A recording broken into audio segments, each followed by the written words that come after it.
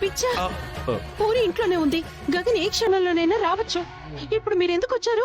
శారదా, ఇలాంటి షర్ట్ నేను వేసుకుంటే నీకు చాలా ఇష్టం కదా, అందుకే నేను ఎలా ఉన్నానో నువ్వు చెప్తే తెలుసుకుందామని వచ్చాను.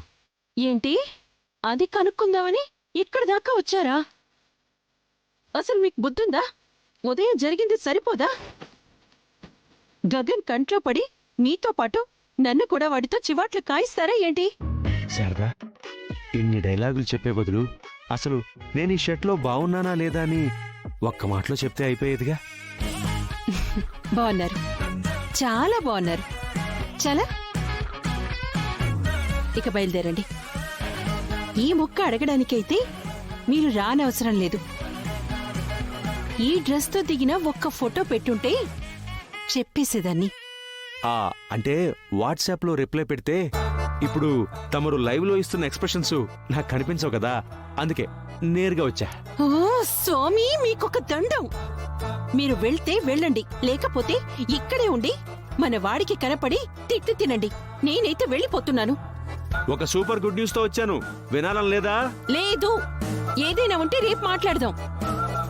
ఈ రోజు భూమి గగన్ కలిశారు.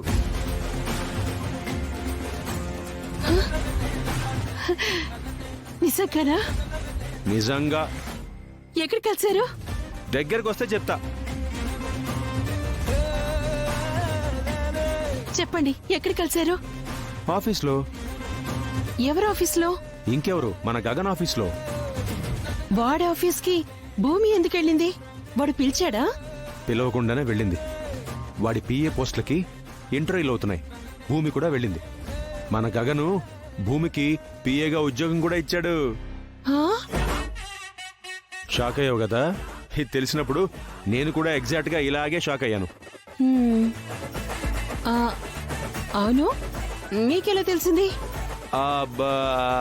అంటే పొద్దున్నే చెప్పా కదా, మన ఇద్దరి ఎజెండా భూమిని గగన్ని కలపడమే అని.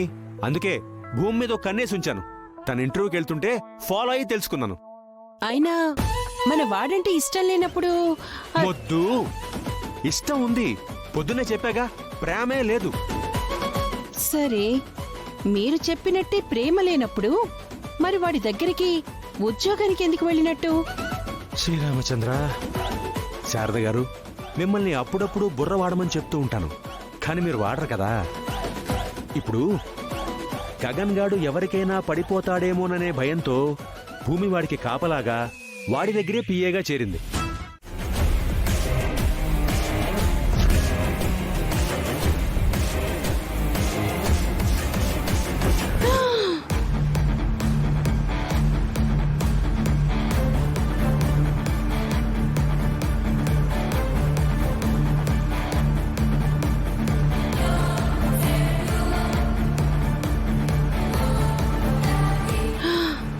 అమ్మయ్యా,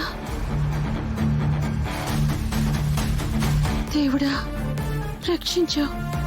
ఈయన వెళ్ళిపోయారు, వీడు చూడలేదు.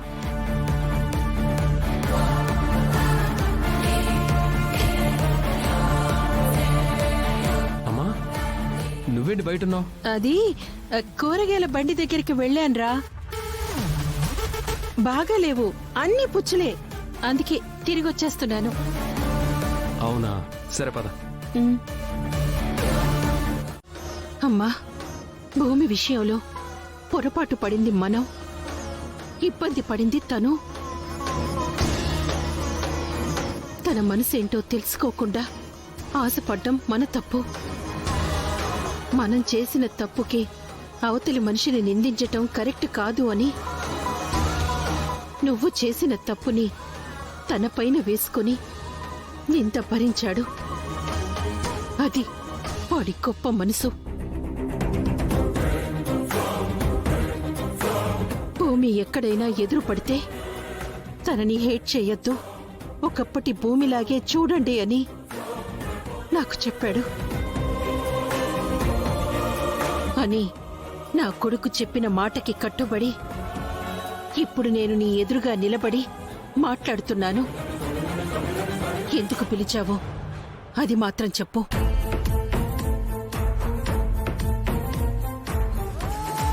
అంటే మీరిలా మాట్లాడుతుంటే నాకు ఏడుపు వస్తుంది. నిన్ను ఏడిపించానన్న నింద నా మీద వేసి నా కొడుకు ముందు నన్ను దోషిగా నిలబెట్టకమ్మా. ఆ రోజు నువ్వు చేసిన పనికి మేమేడ్చాం అని చెప్పడమే మా ఉద్దేశం. నిజం చెప్పు, నువ్వు నా కొడుకుని ప్రేమించలేదు? ప్రేమించినప్పుడు వాడితో అంత చనువుగా ఎందుకున్నావు? నువ్వు నా కోడలిగా వస్తావా అమ్మా అని అడిగినప్పుడు నీ కొడుకునే అడగండి అని ఎందుకన్నావు? నీ మనసులో ఏ ఉద్దేశం లేనప్పుడు మాకెందుకు ఆశలు కల్పించావు?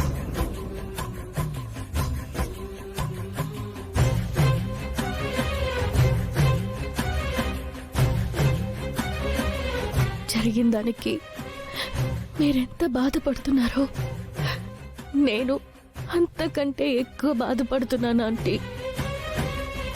ఇప్పుడు కూడా గగన్ నేను నిన్ను ప్రేమిస్తున్నాను అని గట్టిగా అరిచి చెప్పాలనుంది, కానీ చెప్పలేని పరిస్థితి. ఇప్పుడు మీరు నన్ను అపార్థం చేసుకుంటున్నారు, కానీ ఏదో ఒక రోజు ఖచ్చితంగా నన్ను అర్థం చేసుకుంటారు. సరే, ఇప్పుడదంతా ఎందుకులే. పిలిచిన సంగతేంటో చెప్పు.